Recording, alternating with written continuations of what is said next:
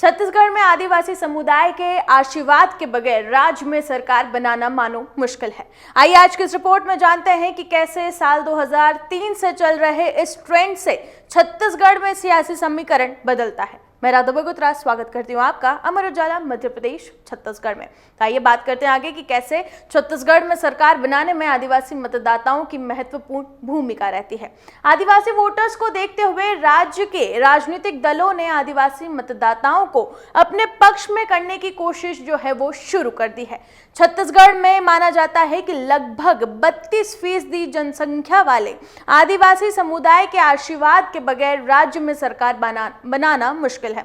जाहिर है कि चुनाव में इतना बड़ा समूह सरकार बनाने में निर्णायक भूमिका होती है। जब से छत्तीसगढ़ राज्य बना है, यहाँ की राजनीतिक पार्टी यानी कि भारतीय जनता पार्टी, बीजेपी और कांग्रेस केंद्रित ही रही। आदिवासियों को वोट कभी बीजेपी को मिला तो कभी इनका वोट कांग्रेस के पास गया। आदिवासी के नाम पर बनी कोई पार्टी मुख्य भूमिका में अभी तक छत्तीसगढ़ में नहीं आ सकी है, मगर इस बार स्टेट में बड़ा उलटफेर होता दिख रहा है। आदिवासियों की बनी एक पार्टी ने बीजेपी और कांग्रेस दोनों की ही चिंता जो है वो बढ़ा दी है, क्योंकि कांग्रेस पिछली बार आदिवासियों के लिए आरक्षित सीटों में 100% 2 सीटें छोड़कर सीट जीतने में सफल हुई थी। इसलिए ज्यादा चिंता कांग्रेस को ही है। तो चलिए कुछ पॉइंट्स समझते हैं कि कैसे छत्तीसगढ़ में आदिवासी वोटर्स जो है वो अहम भूमिका निभाते हैं। सबसे पहले बात करेंगे छत्तीसगढ़ में जो आदिवासी वोट 2018 में आखिरकार किससे मिले थे। तो आपको बता दें कि छत्तीसगढ़ में कुल विधानसभा सीटों की संख्या 90 है।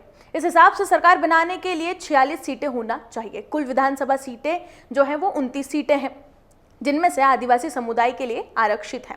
मतलब सीधा है कि आदिवासी जिसको चाहे उसको मुख्यमंत्री छत्तीसगढ़ का बना सकता है, मगर अभी तक छत्तीसगढ़ में कोई आदिवासी समुदाय का मुख्यमंत्री कैंडिडेट नहीं बना है। बीजेपी और कांग्रेस दोनों ही पार्टी अगर जीतती है तो किसी आदिवासी के मुख्यमंत्री बनने की संभावना ना के बराबर ही है। तो वहीं साल 2018 के चुनाव परिणाम की अगर हम बात करें तो कांग्रेस ने यहाँ 68 सीटों पर जो है वो जीत दर्ज की थी। बीजेपी को सिर्फ 18 सीटें ही मिली थी। तो वहीं 29 आदिवासी आरक्षित सीटों पर कांग्रेस ने 27 सीटें जो है वो उस समय जीती थी। बाद में उपचुनाव होने के चलते कांग्रेस ने एक और आदिवासी रिजर्व सीट जीत ली।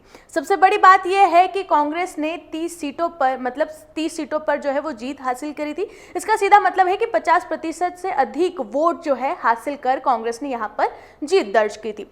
कुल मिलाकर 2108 के आंकड़े सीधे सीधे कांग्रेस के फेवर में दिख रहे हैं। इसलिए आदिवासी वोटों का ध्रुवीकरण किसी आदिवासी पार्टी के लिए ही होता नजर आ रहा है। तो सबसे अधिक नुकसान जो है अगर ऐसा होता है तो वो कांग्रेस को होगा। अब बात करते हैं कि सर्व आदिवासी समाज से क्यों खतरा है। तो अभी पिछले साल यानी कि साल 2022 में दिसंबर की बात है, जब प्रदेश के भानुप्रतापपुर में हुए उपचुनाव में मिले वोटों के आधार पर कांग्रेस और बीजेपी के लिए कई जगहों पर खतरा जो है वो सर्व आदिवासी समाज की पार्टी हमर राज पार्टी से जो है वो बताया जा रहा है, क्योंकि भानुप्रतापपुर उपचुनाव में ऐसे एन मौके पर हमर राज पार्टी का कैंडिडेट ने पर्चा भरा और बिना किसी तैयारी के 23,000 वोट पाने में वो सफल हुए थे। अब करीब 50 सीटों पर हमर राज पार्टी के प्रत्याशी बीजेपी और कांग्रेस के वोट में साधने में जो है वो लगे हुए हैं। चूंकि कई सीटें ऐसी हैं जहां पर कांग्रेस के जीत का अंतर बहुत कम वोटों का रहा है, तो वहीं पार्टी का नुकसान वहां पर होना, ऐसा कहा जा रहा है कथित तौर पर कि वहां पर कांग्रेस को नुकसान जो है हो सकता है। अब बात करेंगे कि लोकसभा चुनाव में कांग्रेस को किस तरह से जो है शिरकत मिली थी। तो अगर 2018 विधानसभा चुनावों की बात करें और साल 2019 के लोकसभा चुनावों के वोटिंग ट्रेंड की तुलना करें तो ये समझ आएगा कि छत्तीसगढ़ में बीजेपी को एंटी इनकम्बेंसी से बहुत ज्यादा नुकसान हुआ था। साल 2018 के विधानसभा चुनाव में बम्पर वोटों से जीतने वाली कांग्रेस को ठीक अगले साल यानी कि 2019 में हुए लोकसभा चुनाव में अपेक्षित सफलता नहीं मिल सकी। बीजेपी ने लोकसभा चुनावों में छत्तीसगढ़ में 11 में से 8 सीट जीतकर साबित कर दिया था कि राज्य में उनकी लोकप्रियता बरकरार है। सबसे खास पहलू यहाँ ये रहा था कि आदिवासियों के लिए सुरक्षित 4 सीटों में से 3 पर बीजेपी ने अपना कब्जा जमा लिया था। कांग्रेस को केवल 1 सीट पर संतोष करना पड़ा था। अब बात करते हैं कि नोटा के वोट आखिरकार क्यों अहम है। तो साल 2018 के विधानसभा चुनावों में करीब 14 विधानसभा सीटों पर नोटा तीसरे स्थान पर रहा। मतलब इन सीटों पर एक बड़ी संख्या में ऐसे लोग रह रहे हैं जिन्हें बीजेपी सरकार से नाराजगी थी, मगर वे कांग्रेस को वोट नहीं देना चाहते थे। यही कारण है कि इन सीटों पर इस बार एक तरफा मुकाबला नहीं होगा। बीजेपी से कांग्रेस को कड़ी टक्कर देखने को यहां पर मिल सकती है। इन 14 विधानसभा सीटों पर नोटा को वोट देने वालों को अगर बीजेपी मना लेती है तो कांग्रेस के लिए बड़ी मुश्किल यहां पर खड़ी हो सकती है।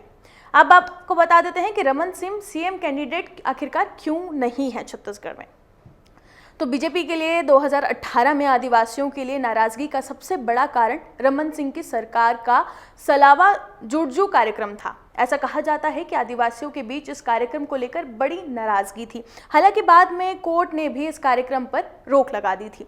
रमन सिंह के सीएम कैंडिडेट न होने के चलते ये संभव है कि सलवा जुडुम के नाम से नाराज आदिवासी वोटर फिर से बीजेपी के पाले में आ जाए। इस बीच केंद्र सरकार ने आदिवासियों के लिए राष्ट्रीय स्तर पर कई काम भी किए हैं। बीजेपी राज्य में देश की पहली आदिवासी राष्ट्रपति भी भारत को मिली है। हो सकता है कि बीजेपी के लिए जो गुस्सा आदिवासियों में 2018 को देखने में मिला था वो अब कुछ कम हो गया होगा। इसके बाद छत्तीसगढ़ में आदिवासी वोट इस बार किधर जा रहे हैं, फिलहाल ये समझना मुश्किल है। हाल ही में गठित एक नए दल ने बीजेपी और कांग्रेस की नींद मानो हराम कर रखी है। हालांकि अब देखना यह होगा कि आदिवासी वोट किस पार्टी का खेल खराब करते हैं। छत्तीसगढ़ चुनाव से जुड़ी तमाम खबरों के लिए आप बने रहे हमारे चैनल के साथ। अमर उजाला अब आपके टीवी पर भी।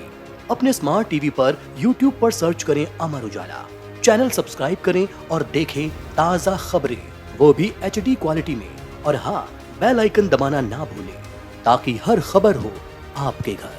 अमर उजाला, निष्पक्ष, निर्भीक, निरंतर।